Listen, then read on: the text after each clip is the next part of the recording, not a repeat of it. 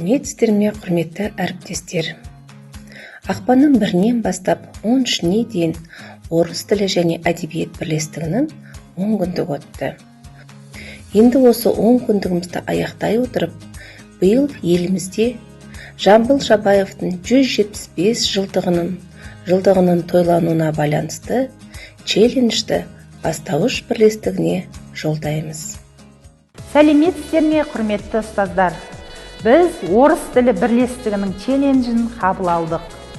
Биыл Жамбыл атамыздың 175 жылдық мерейтойына орай музейге саяхат жасамақшымыз.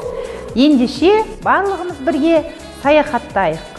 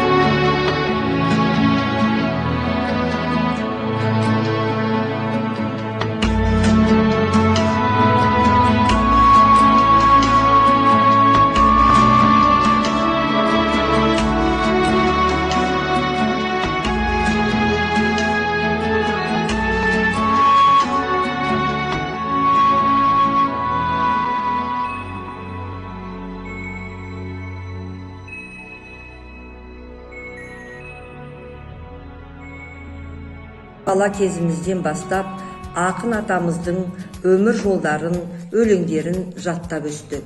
Жамбыл Жабаев 1846 жылы Жамбыл тауының бөктерінде дүниеге келген, ауыл молдасынан хат таныған. Бала кезінен домбыра шертіп, өлең шығарған. Әкесі Жамбылды жылқышыларға беріп, ат құлағында ойнайтын шабандоз болғанын қалады. Бала кезінен домбыра шертіп ән салған бала Жамбыл атақты ақын Сүйінбайға барып ақ батасын алады. Менің пірім Сүйінбай, сөз сөйлемен сыйынбай деп ақынды өзіне ұстаз тұтады.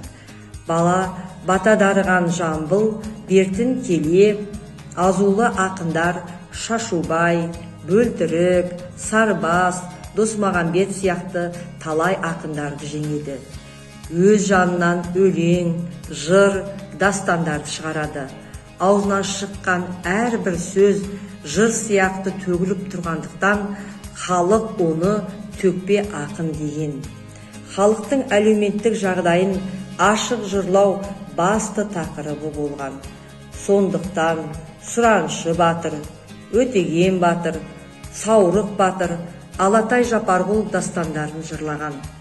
Ал 1934 жылы халық поэзиясын, ауыз әдебиетін жинау мақсатында ақынға хатшы бекітеді. 1936 жылы Москвада қазақ әдебиеті мен өнерінің 10 күндігіне қатысады. Ұлы Отан соғысы басталғанда ақын 96 жаста еді. Екі баласы да соғысқа қатысады. Екеуі де майданда ерлікпен қаза табады. Ақынға бұл жағдай ауыр тигенімен отты жырларын жауынгерлерге жолдап отырған. 3000-дай жолдан артық жыр шығарған.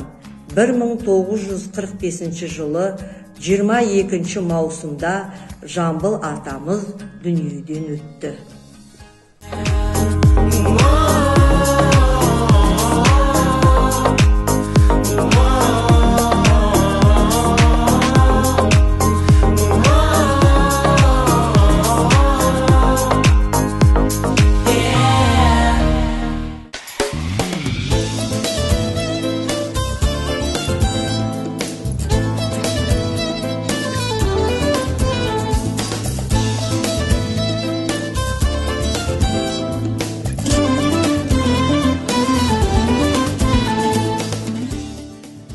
Сәлеметсіз бе, құрметті әріптестер.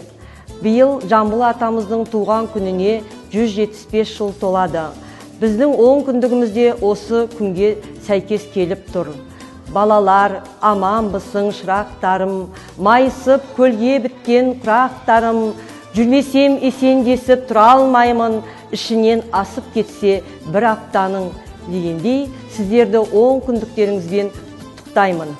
Мәуелі сендер бәйшешек, өмірдің жазын тойлаған, ұялы мен бір бәйтерек, ортаңда көктеп бойлаған. Мектеп боп ынтық әуесі, жасынан білім ойлаған, айналам сендей жеткіншек, қарасам көзім тоймаған.